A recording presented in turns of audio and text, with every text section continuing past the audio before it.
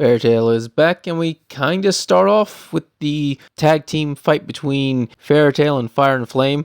All we do is just get an update that these two are about to collide, and then we immediately jump over to the fight with the Oracion Seis and the Oracion Sec. We start off with Richard being taken out, as we saw in the last chapter, and Cobra's freaking out because he was able to hear it, and Blade was able to hear his voice in his head. Or at least that's not exactly correct. Blade doesn't hear the voice thing around him, like people's movements and thoughts. He's able to read things. I know that's an extinction without a difference, but it is different because Blade doesn't have super hearing that allows him to hear people's thoughts. What he has is this ability to read things that are about to happen. So he's able to read your movements and be able to dodge your attacks, or he can read your mind, or anything. He can just read reality itself. And if this applies to inanimate objects as well, or even nature, then that means he would be able to read the movement of the wind. And so he'll probably make an amazing sailor, or even be able to avoid fire if it's being blown in the wind. When you think about it, being able to read things is actually pretty useful outside of fighting. It's also useful in fighting, of course, but outside of fighting, it would actually come in handy a lot. It's too bad this dude's a demon. A power like that would be great. Anyway, Blade is able to read all of Cobra's moves, and he just cuts him down. So that's two members of the Oracion's Sake that's just been taken out. Next up is Angel and Damon. And Angel's just getting her ass kicked. We saw this a few chapters ago. She has no chance against Damon. But Angel disagrees because she's going with that stick of the fact that she's an angel. And so an angel cannot lose to a demon, basically. She then launches a bunch of feathers at her like she did last time. Unfortunately, Damon just melts all of them. Angel does something that we haven't seen in a long time. In fact, I thought it was impossible, and I'll get to that in a second. She summons a celestial spirit. She summons Kislam, that droid thing that's able to shoot a laser. Slight issue.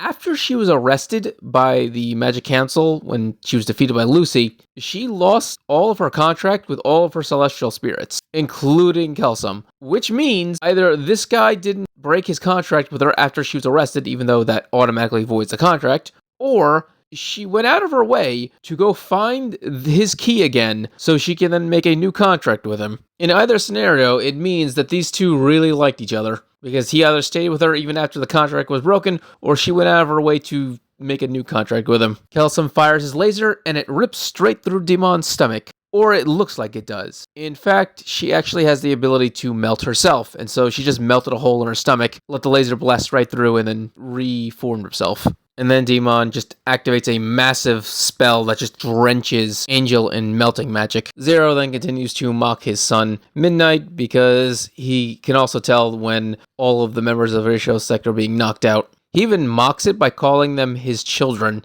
which is pretty fucked up because he was an absolute monster who enjoyed killing everyone. In fact, he 100% would have tried to kill all of them if it wasn't for the fact that they sealed him away. We then jump over to Merity's fight, who's currently getting her ass kicked by Gate. In fact, he even mocks her for being the weakest. Merity declares the reason why she fights is because she's weak, and then she decides to do a soul link between him and Gate. He's mildly interested in this ability, but he's not concerned of it because he just automatically destroys it, just deactivates it completely. It does not get explained how he's able to do this, because his ability is Gate, based off of his name, where he's able to summon this demonic gate thing. So his ability to dispel her magic has to be something else altogether. So I have no idea how he did that. But anyway, he summons his gate, once again it's this demonic hell thing, and begins to drag her inside. Zero then says, oh, another, basically trying to wear down his son's morale as much as possible. But that's when an unexpected individual, Racer, actually calls out to everyone saying that they better not lose. Legitimately speaking, I was not expecting Racer of all people to be able to give the speech about not giving up and continuing to fight. I mean, he came a long way, because you gotta remember, his original dream that he had was to be fast so he could run away. That was his entire personality, that he is a coward, and if anything is dangerous or threatening or scary at all, he should just run away from it. And now he's the one giving the pep talk to keep fighting to all of his friends while he is currently beating the shit out of Bird. That's actually the only close fight. Racer and Bird seem to be the only two that are actually equal with one another. The one who seems to get the most inspiration out of this is actually Cobra, who begins to stand up. Blade basically just tells him that you should just stay down. You're just gonna die. And Cobra's like, Oh yeah? Go ahead, cut me down as much as you want. Stick it into my poison. And he just starts to emit this poison smog from his entire body, just covering the air around him. And it looks Blade dead in the eye, and he basically says, "You're a coward who's hesitating." So yeah, Cobra just plans on just poisoning the hell out of this guy with everything he's got. Now we only get to see Cobra stand up, so this makes me wonder, are we going to see the entirety of Ratio 6 stand up and then defeat the demons? Or is it going to be like a 50-50 thing where some of the Ratio 6 win and some of the demons win, and the fight continues where now it's new pair-offs with the new victors? I guess we'll know in the next chapter. But hey, in the meantime, if you enjoy this video, subscribe, give it a thumbs up so you can enjoy more Fairy Tail Anime things. Thank you and have a great day.